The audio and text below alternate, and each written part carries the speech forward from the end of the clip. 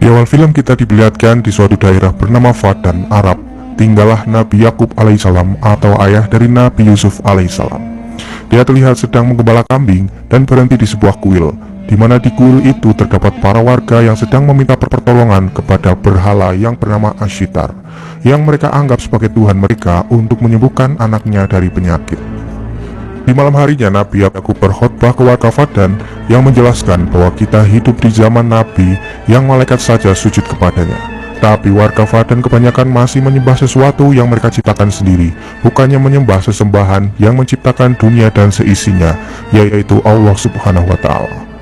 Di sini Nabi Yakub juga mengatakan bahwa dia adalah utusan Allah untuk mereka, dan perkataannya berasal dari kitab-kitabnya yang sekarang kita kenal dengan Al-Quran.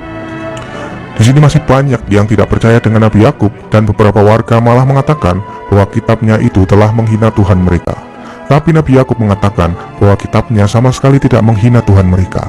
Dia juga balik bertanya kepada para warga, apakah patung Ashitar menciptakan kalian atau kalian yang menciptakan patung itu. Beberapa warga pun mulai mempercayai perkataan Nabi Yakub itu yang masuk akal. Tapi tetap saja ada beberapa warga yang tidak mempercayainya dan mempertanyakan apakah Tuhan Nabi Yakub lebih kuat dari Tuhan-Tuhan yang lain.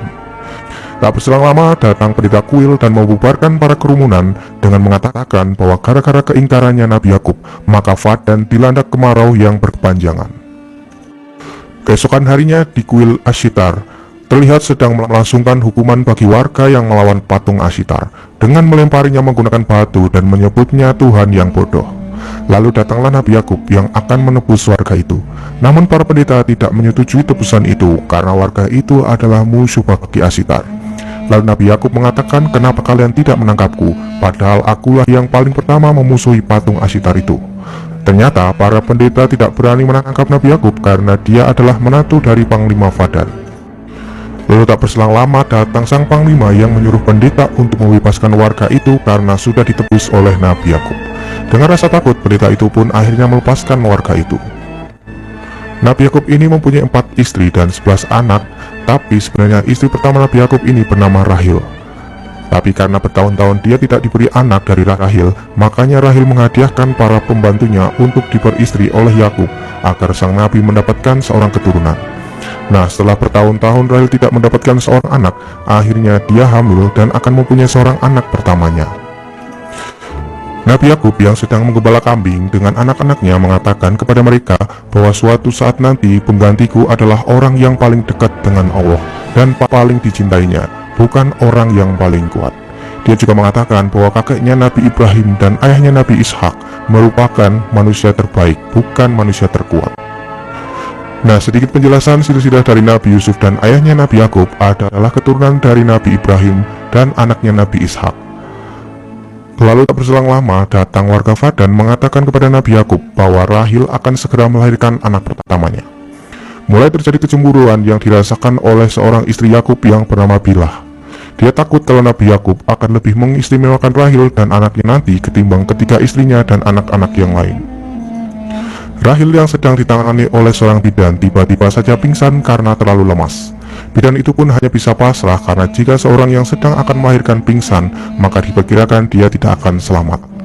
Hal itu membuat salah satu warga di situ mengatakan bahwa ini pasti akibat kemurkaan dewa Ashitar terhadap Yakub dan Rahil. Namun Yakub yang mengetahui keadaan Rahil semakin memburuk, dia lalu pergi untuk berdoa kepada Allah untuk meminta pertolongan.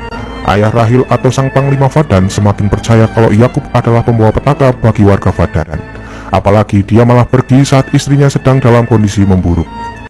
Namun ternyata Nabi Yakub pergi menyendiri untuk meminta pertolongan kepada Allah Subhanahu wa Ta'ala. Dia terus berdoa sampai malam tiba. Sementara itu di rumah Rahil, para warga mulai mengatakan kalau Yakub telah dikutuk oleh para dewa Babilonia. Para pendeta yang mendengar kabar itu pun merasa sangat senang dan berniat akan menolong Rahil untuk membuktikan bahwa Tuhan mereka lah yang akan menang. Mereka pun datang ke tempat Yakub dan mengatakan, kenapa kalian tidak meminta bantuan kepada Tuhan Yakub yang dianggapnya adalah paling kuat.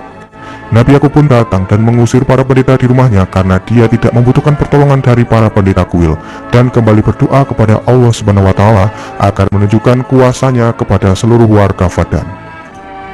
Tak berselang lama ternyata Rahil kembali sadar dan bisa melahirkan bayi pertamanya dengan selamat. Sementara itu, penyihir yang diusir oleh Yakub tadi terus memohon kepada Tuhannya agar dia segera menghukum Yakub dan berharap Rahil dan anaknya mati malam ini. Tapi tak sengaja dia malah menjatuhkan obor api yang membuat kuil itu terbakar bersamanya.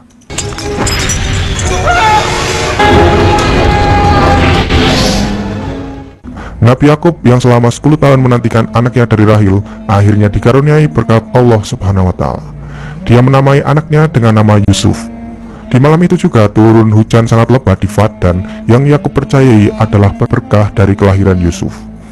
Para warga pun lalu membicarakan tentang kelahiran anak Rahil yang lancar dan turunnya hujan di Paddan bersamaan dengan anak Rahil dan Nabi Yakub. Warga yang tadi mengatakan Yakub dan Rahil terkena kutukan terkejut mengetahui Rahil dan bayinya sehat walafiat. Sementara itu para warga akhirnya menyadari bahwa kuil Ashitar sedang kebakaran. Mereka pun berbondong-bondong ke kuil untuk memadamkan api itu. Sang Panglima Paddan merasa aneh karena hujan lebat tidak bisa memadamkan api yang ada di kuil Ashitar. Kebakaran itu mengakibatkan penyihir Ishtar mati terbakar di dalam. Para warga mulai mempertanyakan kenapa penyihir bisa terbakar dan kemana Tuhan Ashitar, kenapa tidak bisa memadamkan api di kuil. Mereka pun akhirnya menyadari bahwa penyihir Ishtarlah yang terkena celaka karena berusaha melawan Tuhan dari Nabi Yakub. Setelah kejadian itu, sang panglima memutuskan untuk beriman kepada Tuhan Nabi Yakub. Begitu juga para warga yang lain yang sekarang mempercayai bahwa Allah Subhanahu wa Ta'ala adalah Tuhan yang sangat kuat. Mereka juga meninggalkan kuil yang sedang terbakar tanpa memadamkan api terlebih dahulu. Para warga Paddan akhirnya kini beriman kepada Allah Subhanahu wa Ta'ala tanpa terkecuali. لا مفر لي من الإذعان لأنك نبي الله فعلا. لقد كفرنا بالأصنام والأوثان. لا إله إلا الله الأحد. 5 tahun telah berlalu, dan dalam waktu itu pula rahmat Allah terus mengalir kepada penduduk Paddan. Yusuf yang kini sudah banyak menjadi anak-anak diajak oleh Rahil dan Yakub untuk pergi ke padang gurun. Mulai terjadi kecemburuan yang dialami oleh istri lain karena Nabi Yakub lebih mengistimewakan Rahil daripada istri lainnya.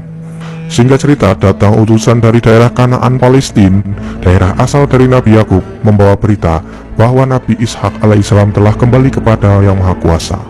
Hal itu membuat Nabi Yakub harus berhijrah menuju Kanaan menggantikan Nabi Ishak untuk memimpin warga Kanaan. Sebelum pergi, Nabi Yakub kembali berkhotbah di hadapan para warga Paddan bahwa Allah telah memberikan hidayah kepada semua warga Paddan yang dulunya penyembah berhala. Nabi Yakub dan keluarga akhirnya berangkat ke Kanaan, daerah Palestina. Di tengah perjalanan, Yusuf bertanya kepada bibinya yang bernama Lia dengan mengatakan kenapa ibu Bilah dan Zulfa tidak menyukai ibunya Yusuf, Rahil. Yusuf mendengar hal itu dari kakaknya yang bernama Yahuda. Bibi Lia pun menjawab, mungkin mereka merasa kehilangan kedudukannya di hadapan Nabi Yakub karena Rahil telah melahirkanmu Yusuf.